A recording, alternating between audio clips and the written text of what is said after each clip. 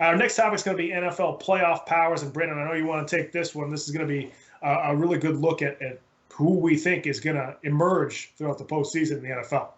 Yeah, I think it's those teams that you're maybe possibly looking to avoid going into the playoffs, and the teams that are really hot and are really looking strong, like it says, the playoff powers.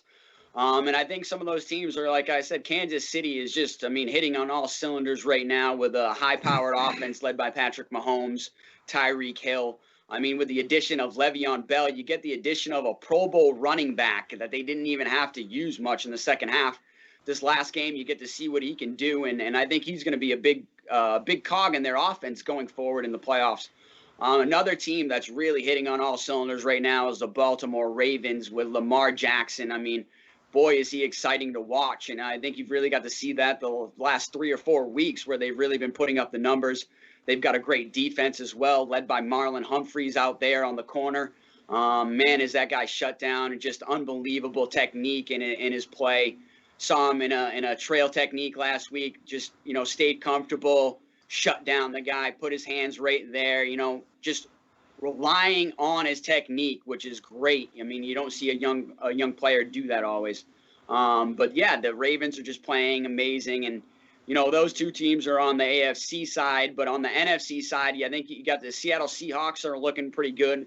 I think they're going to be a powerhouse, and you really got to watch out for them. Russell Wilson, and he just is always knowing what he's doing, especially going into the playoffs. One of the best quarterbacks in the NFL. And I think there's a couple of teams in the NFC that you could really watch out for that might be on the cusp. I know if the LA Rams can somehow sneak into the playoffs, that they could also, be a powerhouse and do some damage. But yeah, there's just a few teams that if you're a playoff team, you might want to avoid in your first game. Absolutely. I think the Ravens is one of those teams where nobody wants to play because, they seem to hit their skid when they had COVID for a couple of weeks, and then they struggled a lot offensively, but then they've sort of hit their stride towards the end of the year, and now are playing well towards the end of the season. If they do get into the postseason, I believe they do have to win this in Week 17 in order to get in. Win to get in. If they win and they get in, they're playing strongly right now, and I would not want to play that team, especially now that they're starting to throw the ball down the field a little bit with Marquise Brown and get some plays going downfield. Another team I wouldn't want to play, Tampa Bay. You've got a quarterback who's played in more playoff games than any other quarterback. He's played in more Super Bowls. He's won more Super Bowls. You've got receivers galore on that team with Antonio Brown and Mike Evans and Chris Godwin. You've got talented tight ends. You've got Gronk. You've got a couple of backs. You have Fournette. You've got guys that, can make plays out on the field for that team. And their defense is solid. I mean, they have a good front seven on that Bucs team, and I wouldn't want to play them. And the thing with them, too, is there's a chance, depending on if they stay with the 5 seed, they'll be the away team against the division winner in the NFC East. And we've seen that division all year. It's probably going to be a 7-9 team that they're going to play. Hot trash, that division. Yeah, exactly. It's a dumpster fire in that division. So they're going to play a team that's probably not a playoff team that's going to make it because of the division rules. They would probably easily get to the second round. Now you have a Tampa Bay team who's playing well.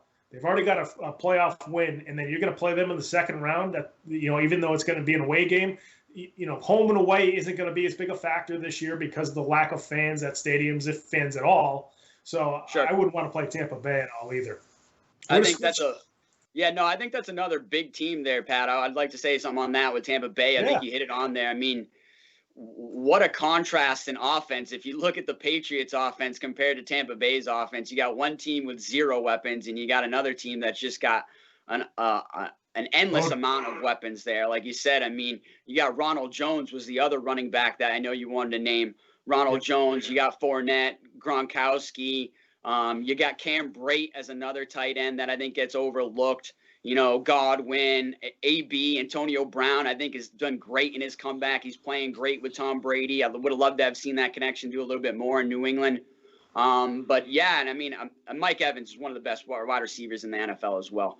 So I can't forget to say Mike Evans. But yeah, I think that's a tough team, and they are hitting on all cylinders right now. I think Bruce Arians is a great coach, has a great scheme. And I think you're starting to finally see that scheme come into play with all these new weapons to start really getting into that zone of playing together. I could see them doing something in this playoffs and going pretty far.